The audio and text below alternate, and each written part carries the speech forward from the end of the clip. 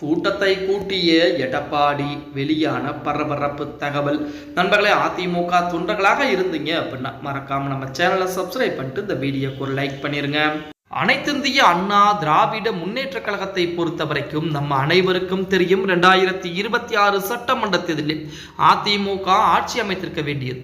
ஆனால் தமிழக மக்களுடைய மாற்றம், அவங்களுடைய எண்ணங்கள் மாற்றாக இருக்க வேண்டும் என்றிருந்ததன் காரணமாகத்தான் தற்போது அதிமுக 3ஆம் இடத்திற்கு தள்ளப்பட்டிருக்கிறது. இப்படிப்பட்ட ஒரு சூழலில் அதிமுகவின் மூலமாக ஏகப்பட்ட பிரச்சனை, அதாவது அதிமுகவிற்குள்ளே ஏகப்பட்ட பிரச்சனை என்பது இருக்கக்கூடிய இந்த வேளையிலுமே எடப்பாடி பழனிசாமியை மட்டும் ஒன்றுமே செய்ய முடியாத ஒரு சூழல் என்பதுதான் நிலவிக் கொண்டிருக்கிறது. அதாவது அதிமுகவை பொறுத்த வரைக்கும் எப்படியாவது எடப்பாடி பழனிசாமியை பதவியிலிருந்து இறக்கி அந்த இடத்திலே வேறொரு நபரை அமர வைத்துவிட்டு அதிமுகவை கலைத்து தமிழக வெற்றி கழகத்துடன் இணைத்து விடலாம் என்று நினைத்து அவர்களுடைய எண்ணங்கள் எல்லாம் தற்போது தோல்வியைத்தான் தழுவி இருக்கிறது.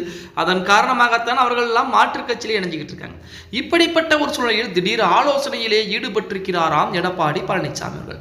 நடந்து முடிந்த தமிழ்நாடு சட்டப்பேரவை தேர்தலில் அதிமுக 47 இடங்களை மட்டுமே கைப்பற்றி தோல்வி அடைந்திருக்கிறது. இந்த நிலையில் தோல்விக்கான காரணம் குறித்து சென்னையில் உள்ள அதிமுக தலைமை அலுவலகத்தில் மாவட்ட செயலாளர் பொதுச் செயலாளர் எடப்பாடி பழனிசாமி தொடர்ந்து ஆலோசனை நடத்தி வருகிறார். அந்த வகையிலே நெடுதினம் நாகை மயிலாடுதுறை நிர்வாகியுடன் ஆலோசனை நடத்தி இருக்கிறார். அந்த ஆலோசனை கூட்டத்தில் அதாவது அதிமுக தோல்விக்கு என்ன காரணம், ஏன் அதிமுக தோல்வியை தழுவி இருக்கிறது, ஏன் நம்மால் வெற்றி பெற முடியவில்லை, இத்தனை தொழில் நாம் தோல்விக்கு என்ன காரணம், அந்த இடத்திலே மக்கள் என்ன நினைக்கிறார்கள், மக்களுக்கு நாம் என்ன செய்யவில்லை, மக்களுக்கு நாம் கொடுத்த திட்டங்கள் ஏன் போகவில்லை, நாம் பேசிய பேச்சுகள் ஏன் மக்களுக்கு சென்றடையவில்லை, மக்கள் சினிமா மோகத்திலே வாக்களித்திருந்தாலும் ஏன் இவ்வளவு பெரிய தோல்வி என்பது நமக்கு கிடைத்திருக்கிறது என அனைத்தையும் ஆலோசனை செய்து கொண்டிருக்கிறாராம். அது மட்டுமில்லாமல் வருகின்ற நாட்களில் எடப்பாடி பழனிசாமி அவர்கள் பார்த்தீங்கன்னா மாவட்ட செயலர் எண்ணிக்கையும் அதிகப்படுத்த இருக்கிறார்.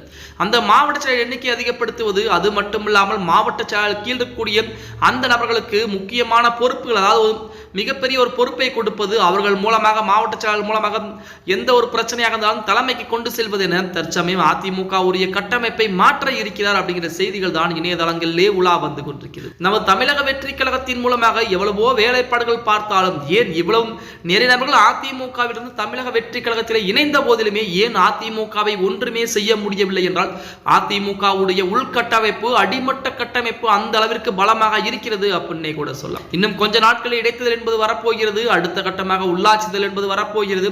இந்த இரண்டிலும் அதிமுகவுடைய மிகப்பெரிய வெற்றி என்பது பெறுவதற்குத்தான் எடப்பாடி பழனிசாமி தற்சமயம் இப்போதிருந்தே ஆலோசனை செய்து கொண்டிருக்கிறார். அடுத்த கட்டமாக நாம் எப்படி எல்லாம் மாற வேண்டும், மக்கள் மத்தியிலே எப்படி சென்றால் மக்கள் நம்மை நம்புவார்கள், அதிமுகவுடைய இழந்த செல்வாக்கை எப்படி மீட்டெடுப்பது எனும் தற்சமயம் எடப்பாடி பழனிசாமி ஆலோசனை செய்து கொண்டிருக்கிறார். எந்த ஒரு பணத்தையும் எந்த ஒரு பதவிக்கும் ஆசைப்படாமல் இன்று வரைக்கும் அதிமுகவிலே உழைக்கக்கூடிய அடிமட்ட தொண்டர்கள் இருந்து கொண்டுதான் இருக்கிறார்கள். அப்படிப்பட்ட அடிமட்ட தொண்டர்கள், எந்த ஒரு ஆசையும் இல்லாத தொண்டர்கள் இருக்கக்கூடிய இந்த இயக்கத்திற்கு தான் துரோகம் செய்துவிட்டு நிறைய மாற்றுக் கட்சியிலே இணைஞ்சிக்கிட்டும் இருக்காங்க. பொறுத்து பார்க்கலாம். ஓகே கைஸ், வீடியோ பிடிச்சிருந்தா மறக்காம லைக் பண்ணி போடக்கூடிய வீடியோ பற்றின கருத்துக்களை கீழே மறக்காம கமெண்ட் பாக்ஸ்ல பதிவு நண்பா.